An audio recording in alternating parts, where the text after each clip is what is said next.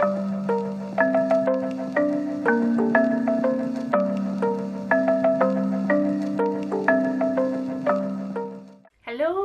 and welcome to episode 3 of the Phileas podcast.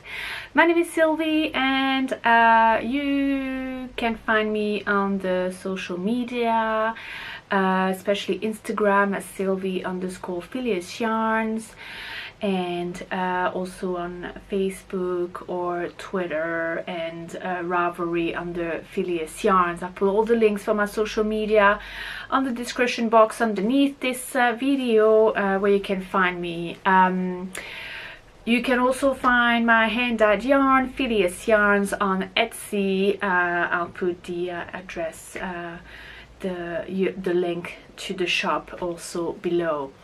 So as I say, I'm Sylvie, and I am just to put you back in the picture, I am French and I have lived in the UK for now nearly 15 years, and I currently live in York, in the northeast of England.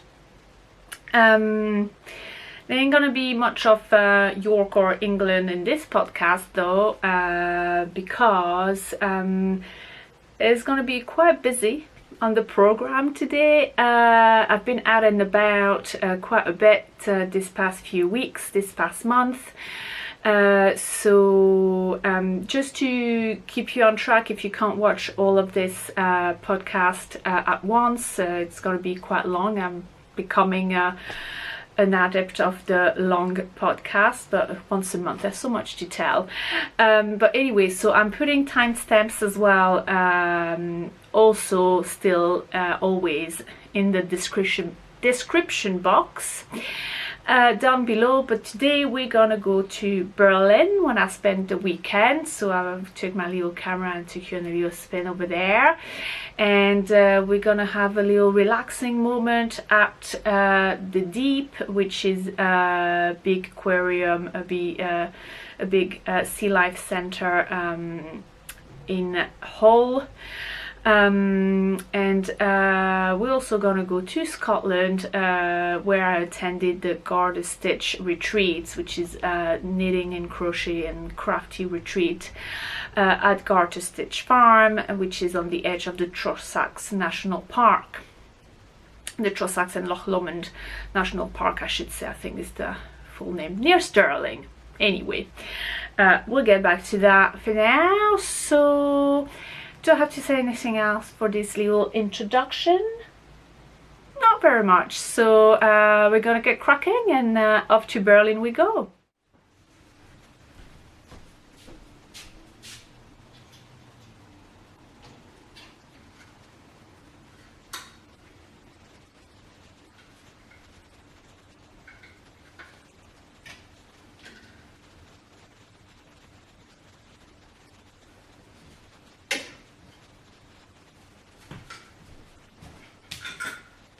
I don't want to brag, but I'm pretty happy about the fact that I've got very little shop bought clothes in comparison to me made clothes.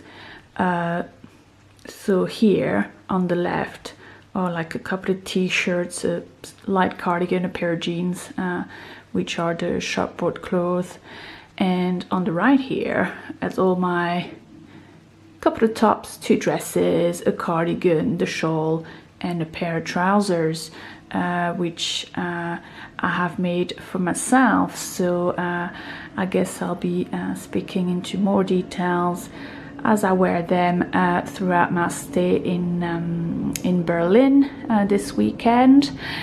Yeah, well, we'll see if I wear them all. I mean, to be honest, it's so hot, I'm probably gonna have a change of clothes during the day. But yeah, so I guess I have to get in the shower and choose an outfit for the day, and we'll talk about that. Hi, so I'm here to present you with the first outfit for today. I'm filming looking myself in the mirror because what I need to show you is these pair of trousers here, and it's just gonna be a little bit easier for me to do that if I kind of can look in the mirror a little bit, so, and actually film in the mirror. So anyway, pair of trousers, here we are. These are the Moji pants. This is a pattern from Seamwork magazine.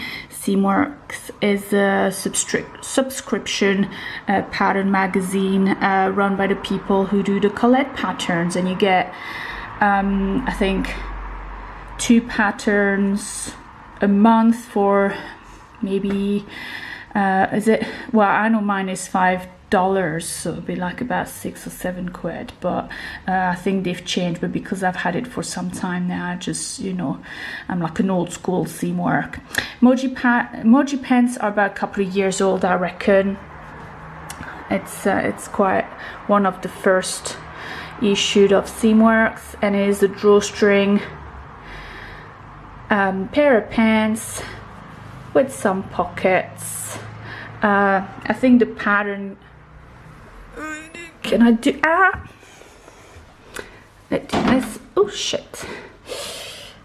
Yeah, usually the bottom of the leg, I think it comes with like a sort of bend that serves as a hem, which I didn't do on this. This crazy fabric that I used is African wax fabric, which I had bought in Lisbon, again a few years ago,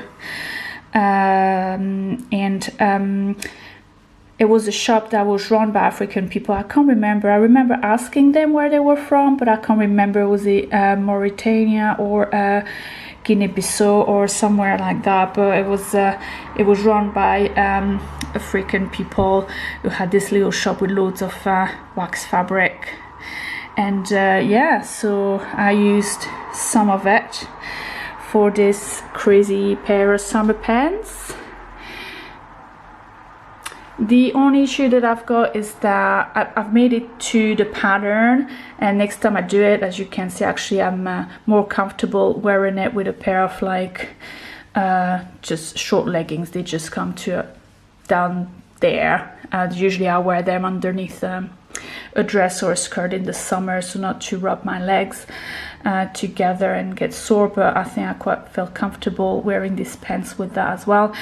So yeah, like I've made them a little bit too low, so I think next time I need to raise the actual body of the trousers up to here and then add the belt here. Yeah, because I have plans to make another one. It's actually a good summer wear. So there you go.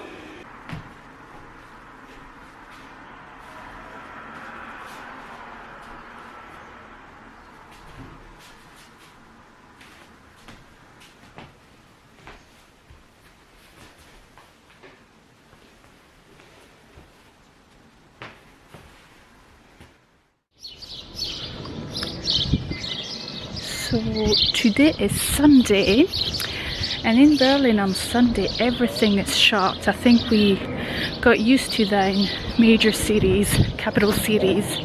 Everything is open on Sundays these days, but not in Berlin.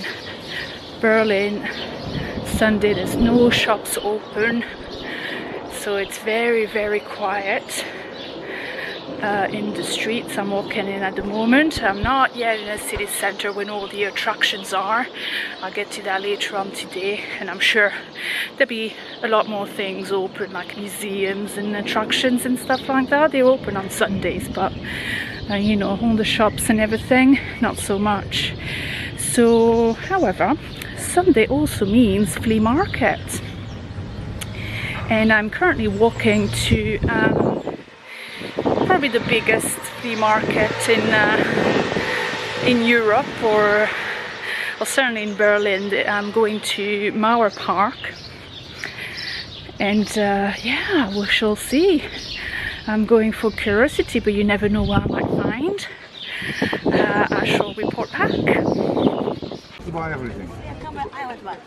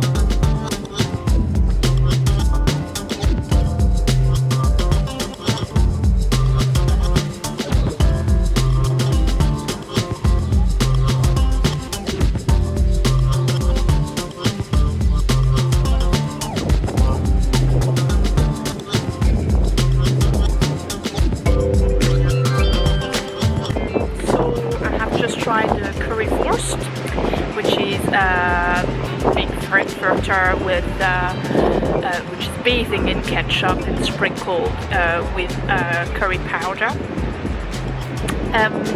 Well, it's alright. It's not as disgusting as I thought it would be. So yeah, well, you know, when in Berlin.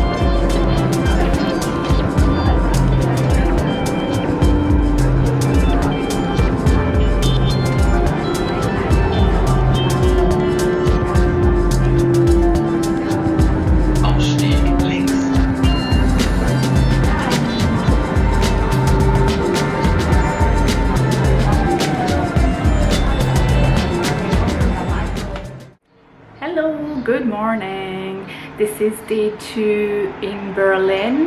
Well, day 2 of sightseeing in Berlin. And today I'm chosen to wear my trapeze dress.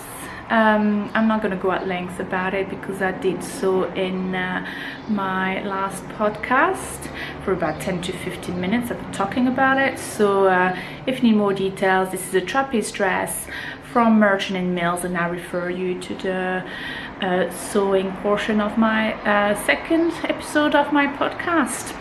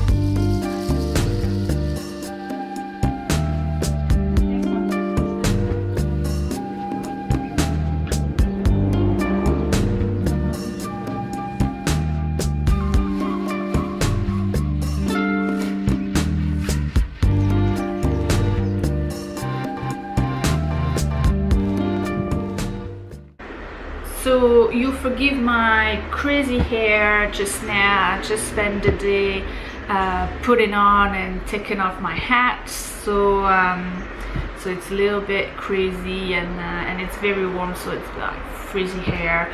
Never mind that. So I just wanted to come back on my visit to Volvind.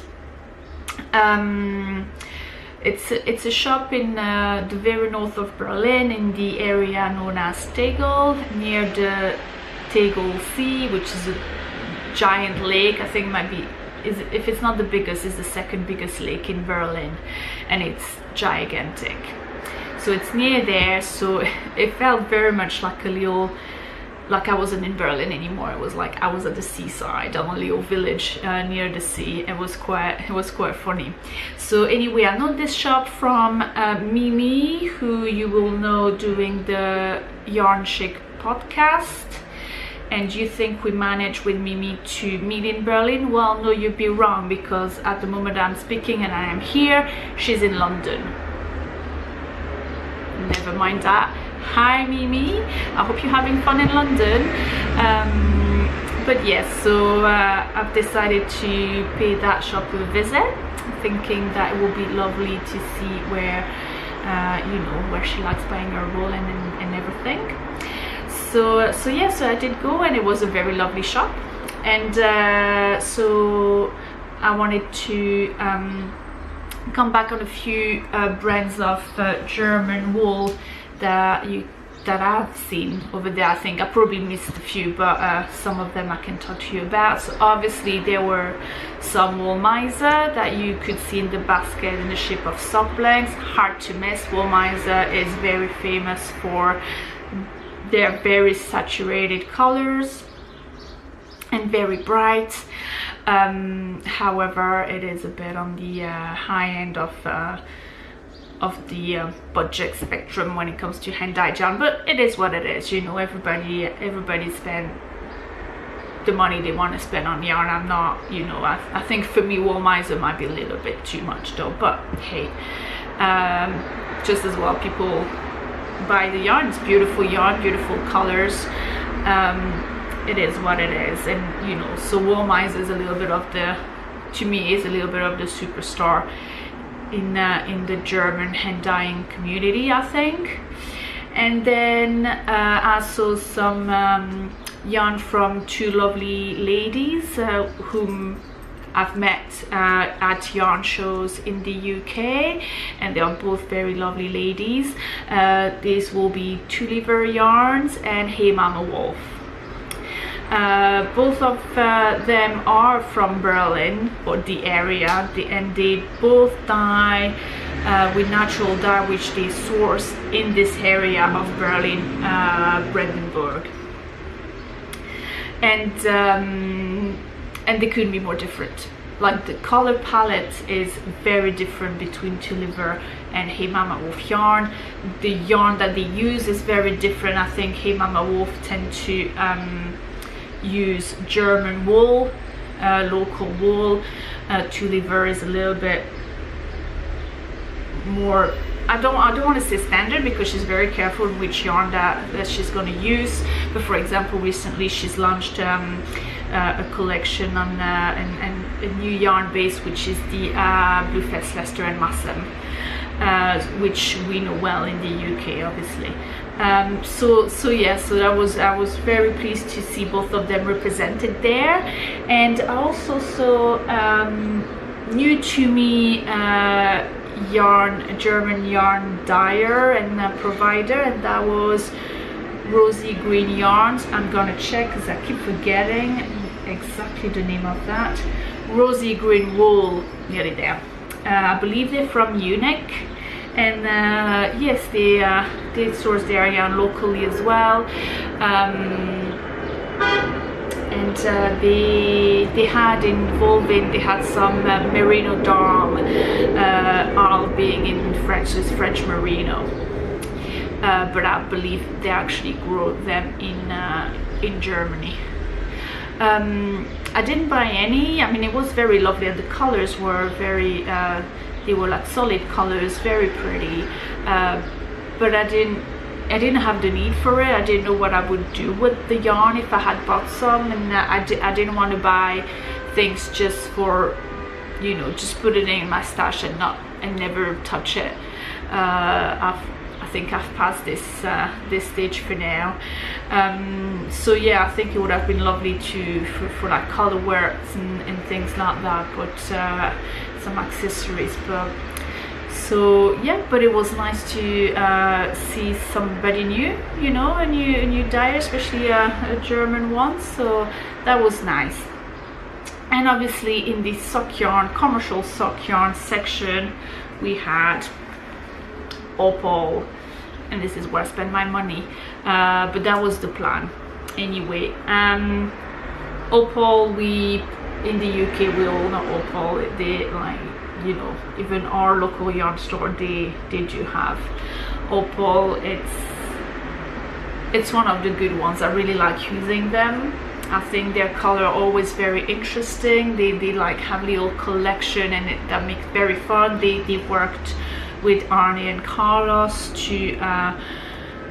for some colorways. They've recently done the Claude Monet collection, inspired by Claude Monet's paintings for their colorways, which is very nice. I have one of these at home, actually, of the Claude Monet collection. And yes, so for myself, I bought on their standard sock base, which is the 75% virgin wool and 25% polyamide. I've bought this from the Unterwasser's collection. I need to check exactly what it is. It looks like it's inspired by some paintings or art of some sort, and the color is 179 Autobusfenster, window of the bus. And what I like about Opal is the fact that they always put a little, you know, what to expect when it's knitted up. So just in case you just to see how big the stripes are, how the colors changes, you know. It's less of a surprise as you knit it, but I think it's nice to know what it is.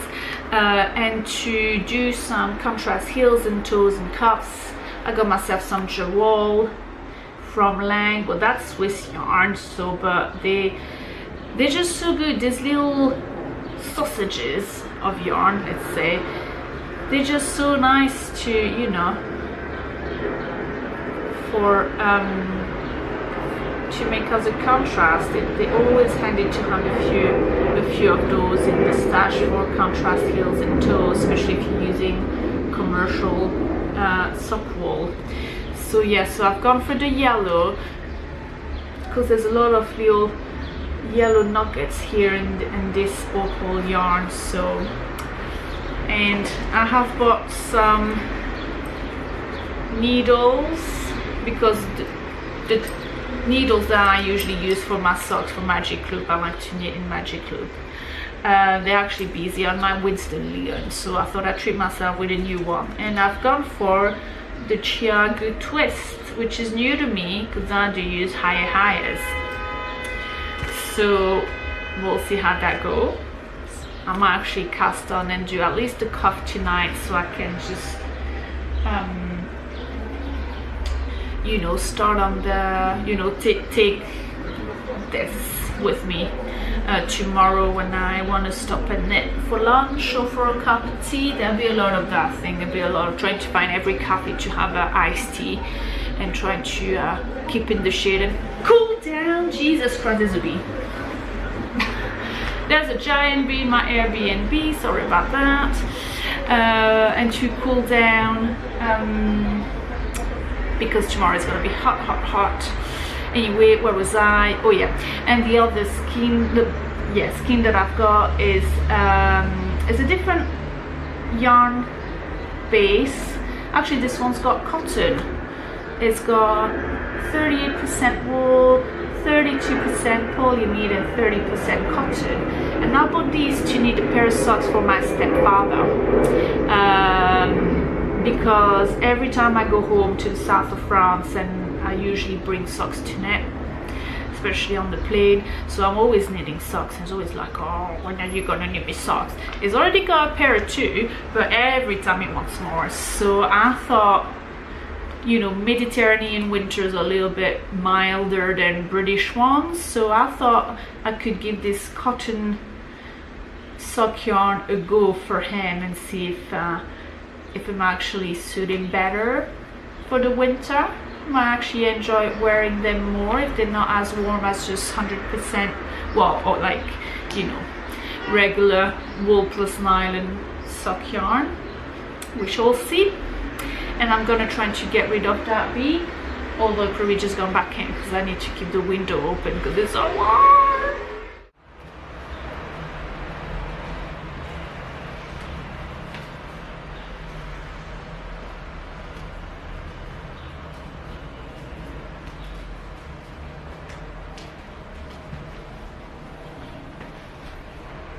Good morning. Today is the last day I'm gonna be visiting Berlin. Tomorrow I fly home early in the morning. So today's outfit is the Petite dress from Tilly and the Buttons.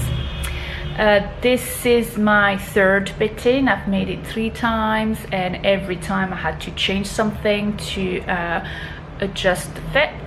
The first time I think I did it nearly as per pattern. I wonder if I didn't, you know, at least lengthen something like the skirt or something, I'm not sure, but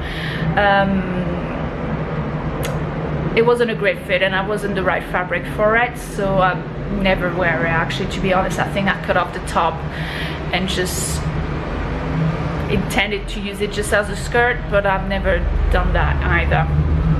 The second one was much better, although I think I lengthened definitely the bodice. Did I do the bodice or the skirt? Something as well, I think.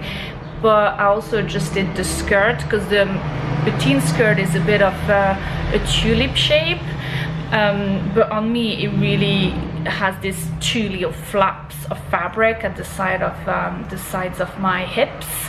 So it's very much like a, you know, it's not very nice, and this little two excesses of fabric which I can't fill with the body parts. And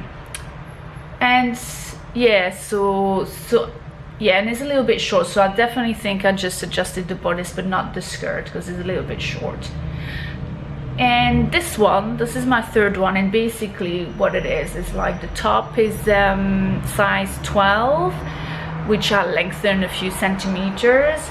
The skirt is a size 14, but to avoid the sort of tulipy shape, I graded it so it starts as a 14 on the hip but kind of falls down to a 16, so it's less, you know, thinning after the hip. It's a bit straighter, and of course I lengthened the skirt as well a few centimeters. So yeah, there's a lot to do. I quite like this dress. I'm not sure I'll make it again, to be honest, because I think I don't have the need for it. It's not the best fit for me as a dress. I have now other patterns that I like to wear more, so or the shapes of dresses I like to wear more, so I'm not going to do this Petite again, but I do like this particular one. This is African wax fabric, which you find that I'm pretty obsessed with this kind of things. And yeah, I bought this one when I was on the trip to the Dordogne area in France, in the southwest of France, and this was a little haberdashery little shop in the town of Bergerac. I can't remember the name of the shop though. I just really stumbled onto it walking about between my plane and the train to where I was going, or the other way around. I can't remember if it was upon arrival or the day I left, but anyway, so yeah. And it's funny because after I bought it I realized it was very much like the African Simpsons family with the elongated faces and yellow like that and big eyes. It reminded me of The Simpsons. So anyway, I'm gonna set off and I will see you later.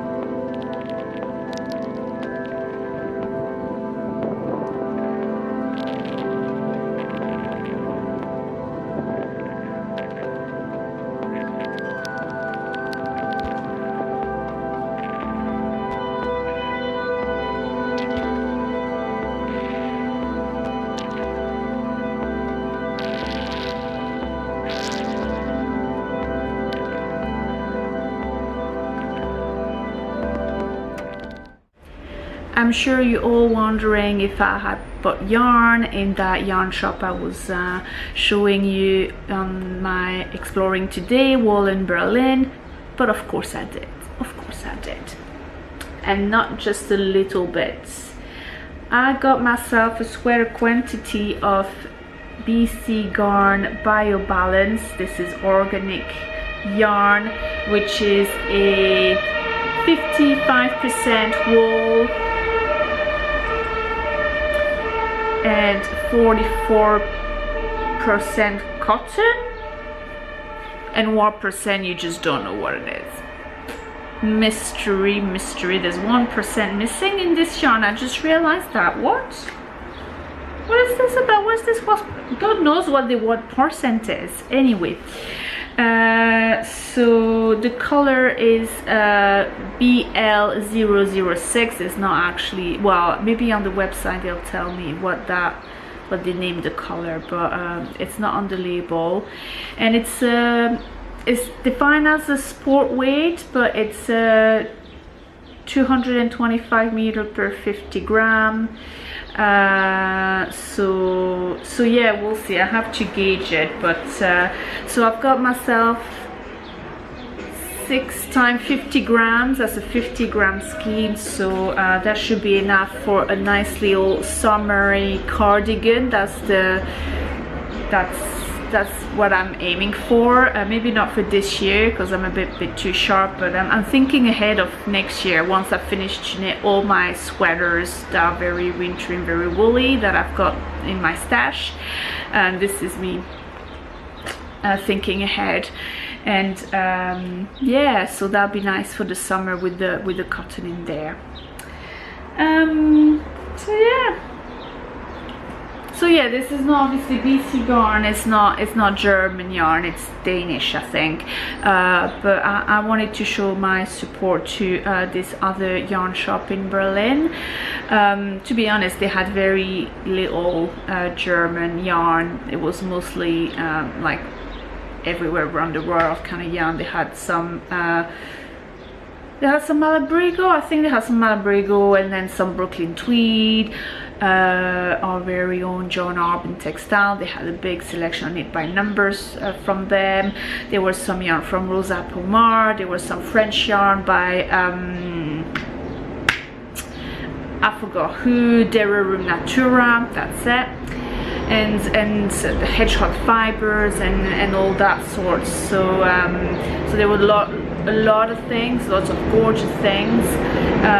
But yes, so I knew that they were doing the BC Yarn BioBalance, and I wanted to try it. I wanted to have the feel of it, and I quite like it. So so I decided to go for that. On another knitting note, update on the socks that I had cast on yesterday. Going pretty strong. This is yesterday evening, and a little bit, I think yesterday I managed to go up until pretty much like where my finger is in the middle of like towards the end of the like little speckly bit. And then at lunchtime at a cafe, which was very lovely by the way, I threw in a few rows to relax. So yes, so I also worked on my Hayward jumper sweater, nearly towards where I'm gonna need to decrease also for the neckline, as well as keeping on the raglan. So it's gonna be a little bit more complicated, so I'm gonna need to focus on that. And otherwise, yeah, I'm gonna try maybe to turn the hill this evening, so that tomorrow on the plane, because I need to leave Berlin tomorrow quite early. So yeah, it'd be nice to just have the foot to do what I'm up in the air. So I will probably just see you again in the video, in the podcast, like in like 2 seconds, literally next sequence. But in terms of filming, it'll be a few days or a couple of weeks or something. All right then, until then, welcome back. And obviously I have finished those socks that I had started in Berlin. I think I finished them in like a week total, 2 socks. There was I hadn't knitted socks, especially plain socks, for quite some time, so it was quite a relief, and they flew off the needles. So yeah, there you go. This is the end. I didn't make them matchy. I don't mind. I quite like the fun of having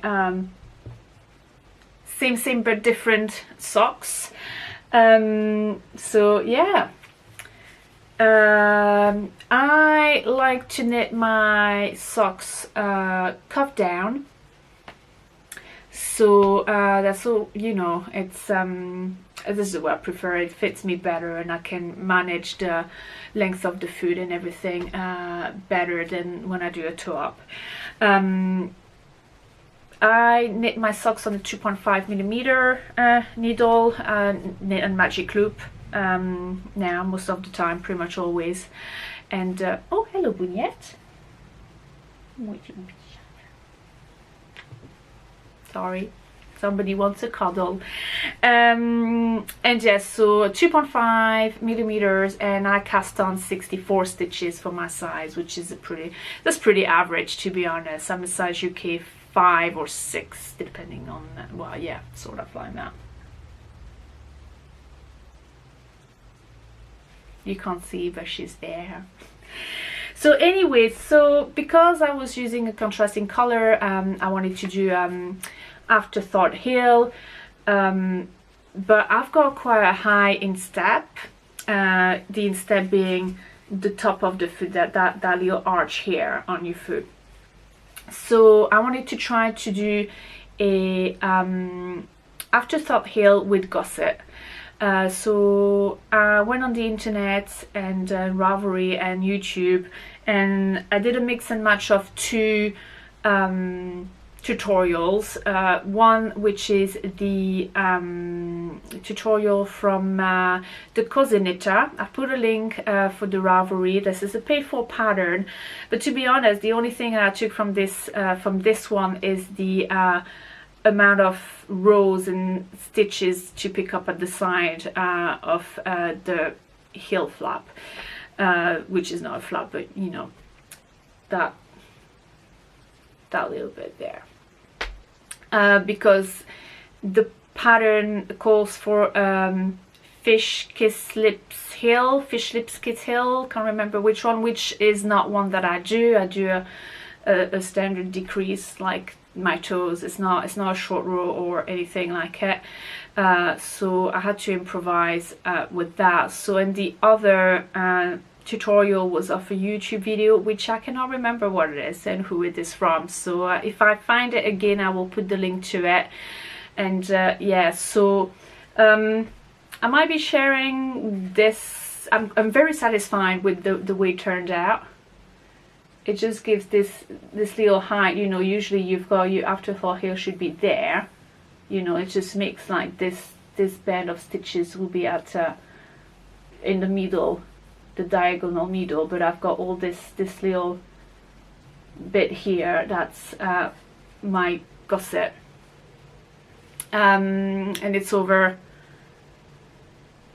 10 rows total, yeah, because it's 5 stitches on each side, so yeah, that'll be 10 rows tops. So it's not too big as to break the pattern of like my sock yarn or self-striping or fantasy sock yarn, so that's pretty good. So yeah, so I may be sharing at some point in the future this technique, but I need to confirm that it's working. And to be honest, there's still, I don't know if you can see here, it's not super clean the way I picked up the stitches there on the side, so there's still work to be done just to make it clean and proper. So yeah, that's pretty good. I quite like it. I'm happy. So yeah, there'll be another pair of socks very soon on the needles, same thing, so that I don't forget what I did for this one, you know. While I'm on the roll and have this still in my head, I need to make another pair so that I can confirm this is working properly as I want it.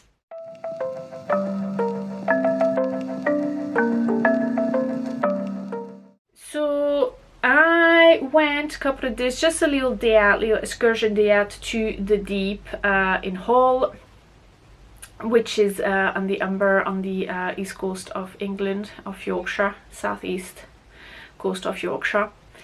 And it's a big aquarium, and it's really good because it's really a research center for life in the sea and all fishes and everything. So it's not, you pay for it, but it's actually a charity. It functions as a charity. A lot of zoos, like the Edinburgh Zoo, for example, is a charity as well. So there's a lot of research work gonna happen here, and so the Deep is absolutely stunning. I've been wanting to go for a while, and I went with my friend Carla, who has now moved back to her homeland of the island of Jersey. So yeah, so we wanted to do that for a long time. So because she was going home, I'm like, we need to do this. And so I took some videos, and now I want to share this little montage with you, just because I can and I like it. So let's take a few minutes and relax and watching fishes and jellyfishes and penguins, because we can.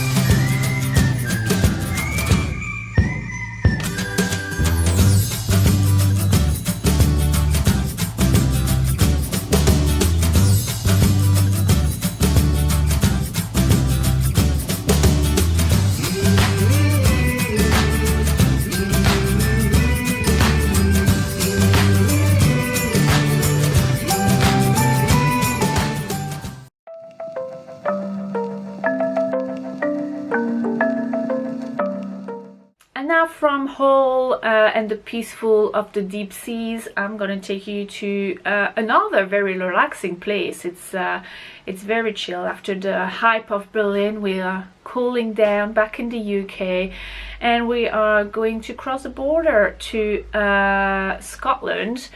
I treated myself to my first knitting and crochet and craft retreat, the Garter Stitch retreat. This takes place, to briefly put you in the picture there, this takes place at the Gartur Stitch farm, which is run by Kat Golden, who is one half of the crochet project with Joanne. So Kat runs the farm with her husband, and they have lots of children and animals and everything, and so she hosts this retreat. So Joanne comes in and she's gonna teach the crochet classes, and they also bring in Rachel of Cook Knits to do the knitting workshops. So all them three are running, and Kat's husband Kevin is feeding everybody during this weekend. The Garter Stitch farm is situated, so it's in Scotland, as I said, and it is on the edge of the Trossachs and Loch Lomond National Park, or is it the Loch Lomond and Queen Elizabeth National? I can't remember exactly what it is. The Trossachs, which is near Stirling. It's a beautiful area. I used to live in Scotland, used to live in Edinburgh, and this was one of the area I would go always for like a little day trip. Absolutely love it. It's not quite the Highlands, it's quite different from the Highlands, but I do like it. It's got small mountains and lots of lochs and lots of forests, and it is home to the Loch Lomond, which is probably my favorite loch in Scotland. Sorry Loch Ness, but Lomond is mine. I'm sorry, it is Sunday afternoon, and the neighbors are doing, I don't know, some weird DIY or something. This weird noise just came in. Anywho, so first of all, let me present you the farm. Can I dye two manky canvas bags if somebody else is dyeing? Are you taking the glasses out? That's nice. Look at the mountain there. Mind you, my younger one, we're always birthday. Good night, everybody. Good night, Kevin. See you tomorrow. You're taking like a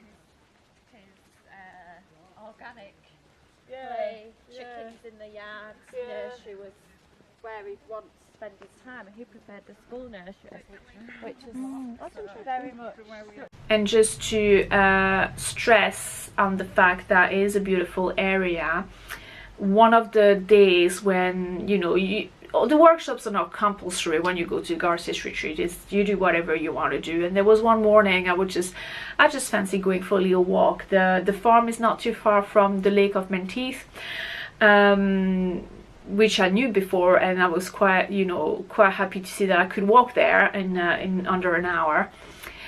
So I went for a little walk. So yeah, please enjoy the surroundings that I got to spend the weekend in.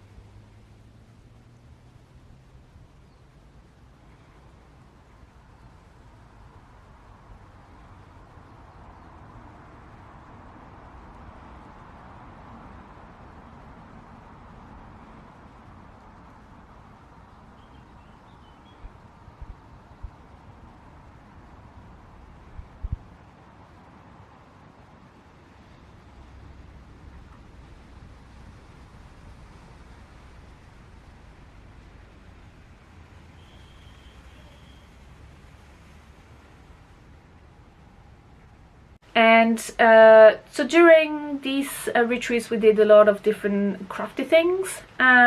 We started, Rachel starting to help us making lino printing project bag. So that was quite fun. That was the first evening, like straight into the crafts. Oh, this one. Is that one finished with? Yeah. Are there any more wraps? You can have this one. Oh, you have this one. Somebody need to do these. Okay. And my knitting and my sock knitting, which was what Rachel was mostly teaching that weekend, both, yeah, I'm pretty comfortable with that. So I went to the Garter Stitch retreat to up my game on crochet, because my crochet is very basic. So I went in and I took Joanne's crochet workshops, where she taught us different you know, texture stitches and things like that, so that was quite interested to do. I'll come around and show you, but I'm aware that you're working away, but I'm also aware that we're running out of time. But it's fine, because if you need to come back to anything, just grab me and I'll show you, because I'm here all weekend. And there's plenty of free time and plenty of time to catch up on bits that we don't get to do. Yeah. So,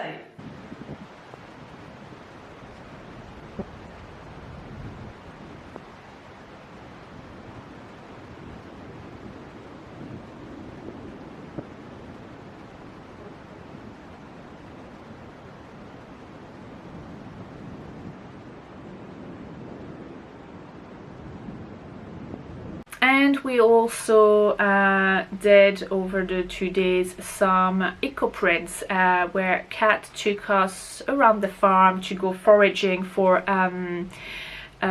plants and vegetal material. Can I say that? Not sure, but yeah, some plants and flowers and different things. So yeah, in like the fields, or like the path that leads to the farm, but also in our own garden, where we could pick some fennel and mint. And yeah, I'm quite jealous I never got some mint. Actually, that was the thing that was dying quite a lot of things, this new nice little chartreuse green, but never mind, I do love my sock yarn. And yeah, so we got to forage the material for the dyeing material, and we did the eco print on the sock blank, which was really fun.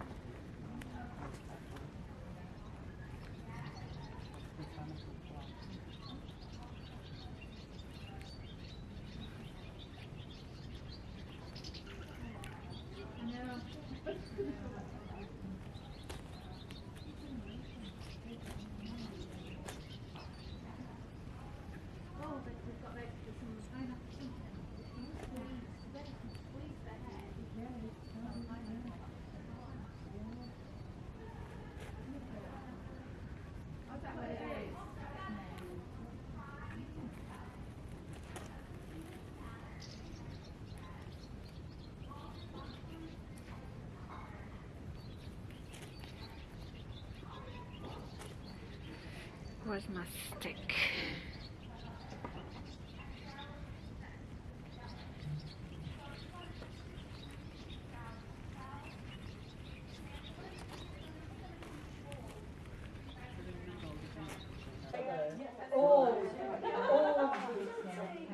Society says male and female children around together at the age of 8 and 7 or something. Maybe it's like this not being very kids.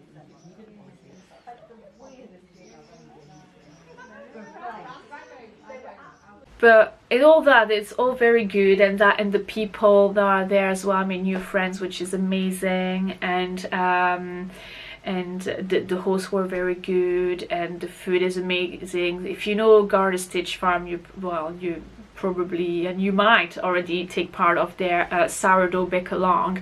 If you don't know about them, they are very well known for being massive foodies, and if you like your baking, especially bread baking, you might want to follow them, as they but they do have an online course and they do kits, but they also do on Instagram. If you follow Cat Golden on Instagram, you may be able to take part in the sourdough bake-alongs that they sometimes do. But yeah, so all that is absolutely lovely, and it's been like, the whole package is amazing, but the absolute highlight of staying in Gartur's farm is the farm's animals. It is a relief for her, so she actually enjoys it. You can't really hurt her, you can use fresh out, it's quite hard, and she can really hard there, yeah, I can hang on. Bit different when you know what you're doing, isn't it? Well, in winter it's nice, you just, when it's cold, you get a pillow, like a goat pillow. Hi Josh.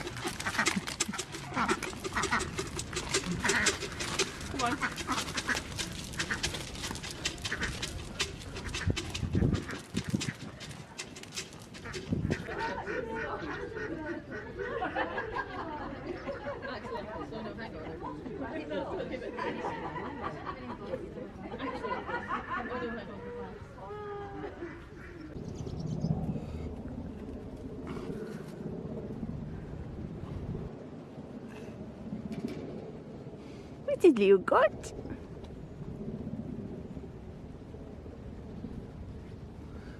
Bye bye. Who's a good pig? Who's a good pig?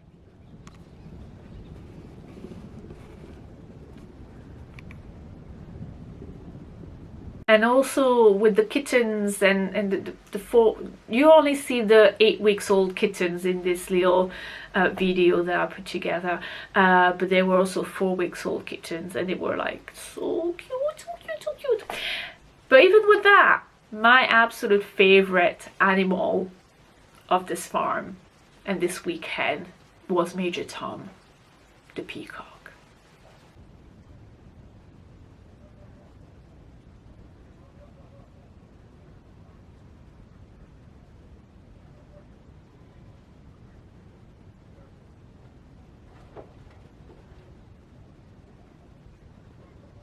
So a couple of things, so that's just, I want to show you a bit more details now I'm back home after this retreat, is, well, the results of my sock blank, which is not in blank form anymore. I washed it, and I thought, because I'm not sure I'm going to knit it straight away, I thought I'd put it in skeins, not to stretch the, I mean, it's not very tightly knit, the sock blank, in the first place, but I did put it in skein.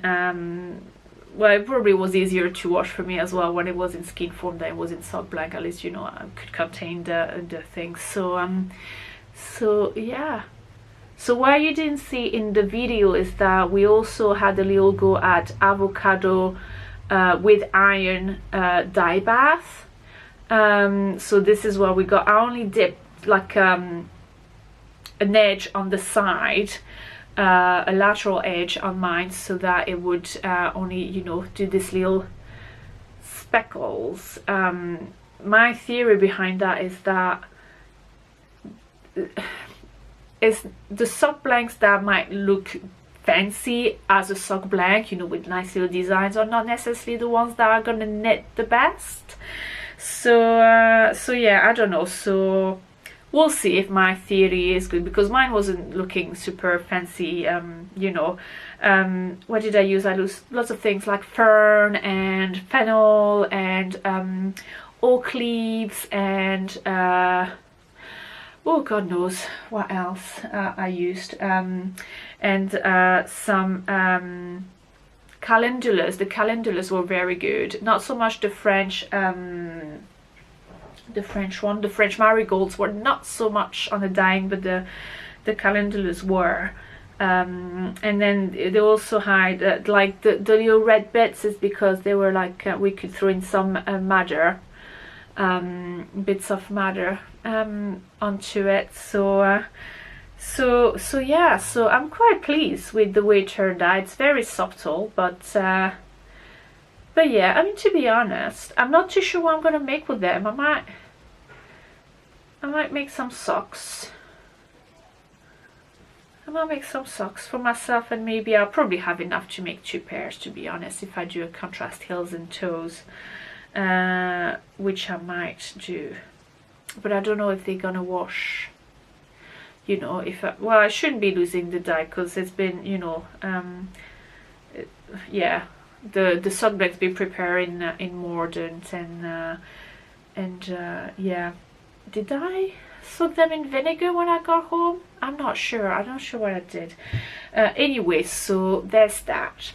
And I just wanted to show you, so basically, yeah, like I said, I wasn't going there to up my game in my crochet skills, and with the aim to finally manage to make the trailing wake shawl. This is a pattern from the crochet project,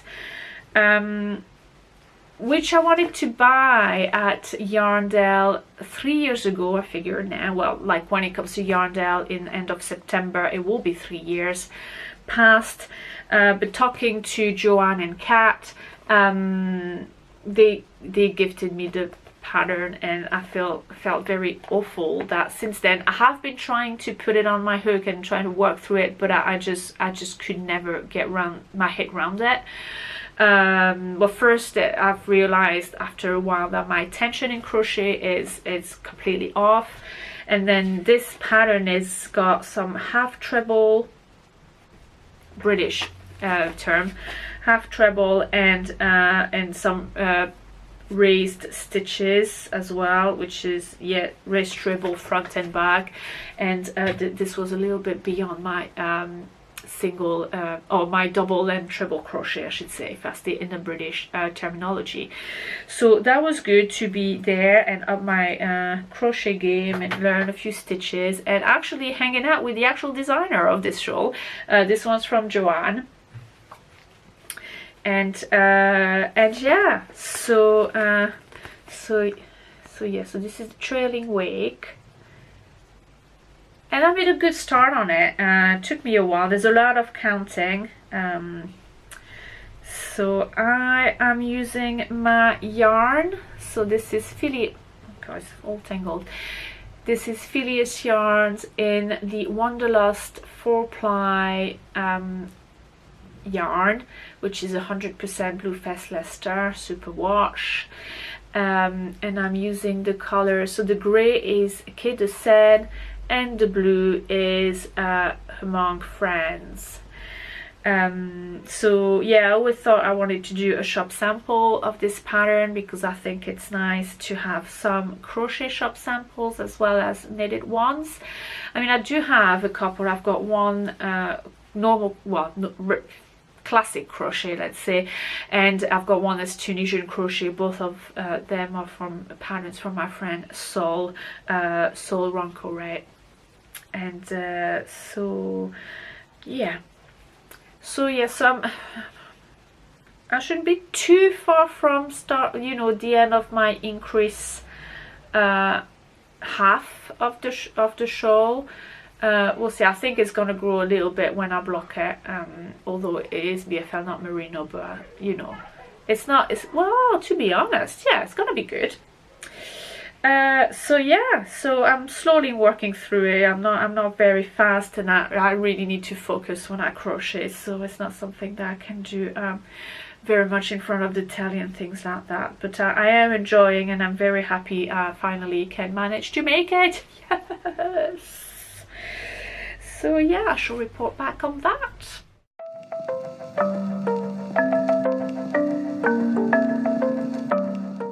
In this episode's section, Parlez-vous Knitting, I'm guessing it's more aimed to the French podcast viewers this time, but you know, out to talk about it as well. So basically, I'm recording this, we are mid-July, a little bit after mid-July actually, a sort of end July. What are we, 21st? Yeah, I think we're the 21st. So last weekend was Yarningham, and well, in the UK I think we all know what's the events before Yarningham and the things, especially in regards to sock matician and the inclusivity topic, and the tone policing subject as well. So basically I'm putting in here because I thought how to share this with the French knitting community or crafting community, as well, you know, if I've got to share what it is like to be a knitter in the UK and what is the community is like in the UK these days, this is top of the list. This is what it is. So I won't retell the story here because, to be honest, I wasn't there. I wasn't in Yarningham this year, although I do love this show and I hope to be able to go back in future years. It just didn't work out this year for me. There's nothing wrong. I didn't apply for it because I was busy with the job. So yeah, but obviously, and well, to be honest, sadly, yes, I still need to see these big events and to read through it and to be alerted by these big discussions and then these failures of some, and to do the work on myself. I mean, I do a little bit, but then, you know, it makes you think a little bit more about the whole thing. So just to recap on the things that I really learned, and really I think they have sunk into my little brain now. And let me get just I've took a couple of notes because I don't want to get this. So we all know sock matician Nathan Teller's posted about how he created the diverse knitting hashtag, and basically you know, sort of wanted to reappropriate the hashtag and the significance, and had to use it to himself and to what I thought was right, which obviously a lot of people in the BIPOC or BAME, I'm not too sure how we well, is it the same, is it not the same? I do apologize. I think there's BIPOC might be the North American way to say it, and BAME will be the British way to say it, but anyway, the people of colors. Been flagging it as this isn't acceptable because this is telling people how to talk about this issue, and that is tone policing, which personally I didn't really understand what tone policing really was up until that point, and up until reading the comments from the people who've been trying to engage with sock matician on the subject. And I failed to recognize that it was tone policing for what it was when I first read the post, if I'm quite honest. But now I do see it, and I do understand better of what it means and what it is, and I can only try not to make that mistake again. So yeah, and obviously the other thing that I've learned is that I got to realize that, and I got to accept that I am actually a public figure. You know, I try to keep things relatively chill, you know. I'm not after 1 million followers. I'm not after like this crazy success with my hand-dyed yarn. I mean, I love that you love it, and I love that you like this podcast as well, but I guess it never really sunk in that I've got a public voice, and I've you know, and that people expect me to talk about certain things, especially on the social media. So so yeah, I apologize if you think I don't talk about this kind of things enough, but obviously on this podcast, especially, as you know, as I said on the first episode, but you may have not been there then, I made a statement that this space wants to be warm and welcoming for anybody, whoever they are, wherever they come from, whatever they look like, regardless of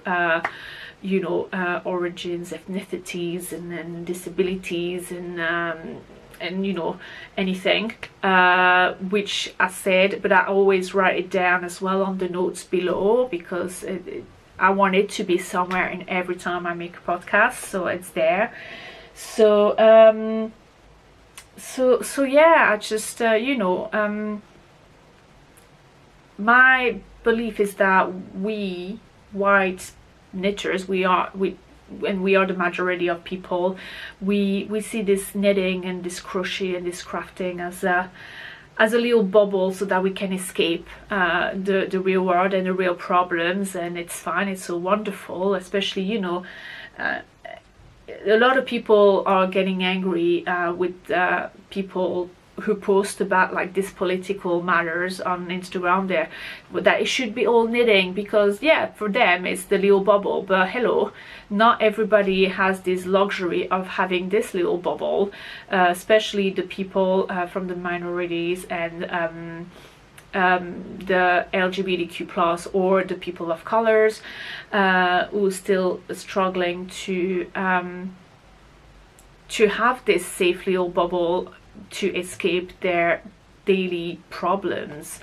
And yeah, no, I want to work on that. I want to work on making this knitting, crochet, crafting community that bubble of freedom, and that bubble of comfort and happiness for everyone.